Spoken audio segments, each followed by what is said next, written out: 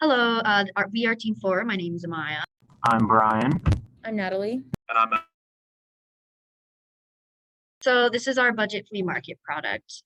So basically our budget market flea, our abstract is with every year we see a growing population of students, children, adults, and families struggling to provide themselves with the basic necessities that carry out our daily lives. Our proposed solution is creating a market that pulls various grocery items from local farmers who can't sell their products, technology and clothes donated from the public, and any other necessities that are needed for daily life to function properly.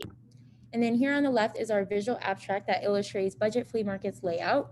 So we have a coffee shop where college students can do homework in a quiet environment with free Wi-Fi, a bike rental stand, a playground, place to play volleyball, place to do yoga or any other workout activities, and of course our flea market tents. And here's a short story of one of our possible stakeholders being widows or single parents. So New Yorker Beatrice B. Schwartz, a healthcare professional widowed in 2012, never forgave her husband for leaving her. Widowed at the age of 67, B undiscovered a hand-scrawled will and in his office filing cabinet filled with moldy Halloween candy after her husband's death. Despite the two discussing financial arrangements for the possibility of losing one another, B's husband did not financially prepare her for what was to come. So our purpose at Budget Market is to help those like B who are financially struggling in the community, to offer them access to basic day-to-day needs like food, clothes, electronics, a place to spend time with family and friends, and many more at an affordable price. And here is a table that compares stakeholders and the impact Budget Market can have on them in their lifestyle.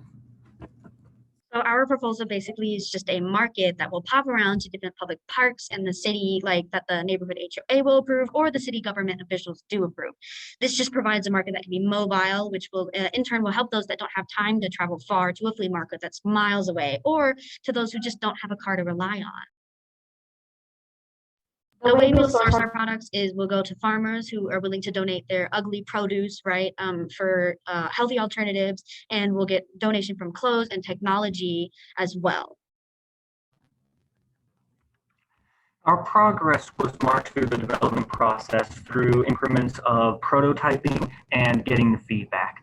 Feedback is the real value there and what we really treasure, because each time we get feedback, we get a little closer to the end goal. We take that feedback and we just search through it and see what we can find that's really of value there that we can use to improve upon our project. Prototypes consisted of ads and checking out what people think of different goods, but some of the best ones that we have is our app and our website, which are connected through a QR code that we can put on flyers. This gives us great ways of connecting with the users and getting feedback from them. It's a direct connection, it's very applicable, and it's what we would do in real life.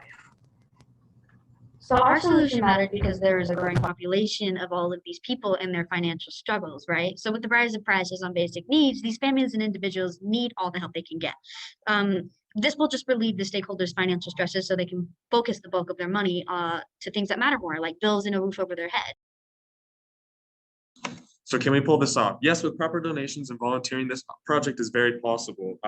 The idea isn't too far-fetched because I talked to a city hall official and he said that with proper permits, you're actually able to easily do whatever thing you wanted to do at a public park. For example, at Capitol Hill, there's a public park. He gave me as this an example. They have festivals there all the time.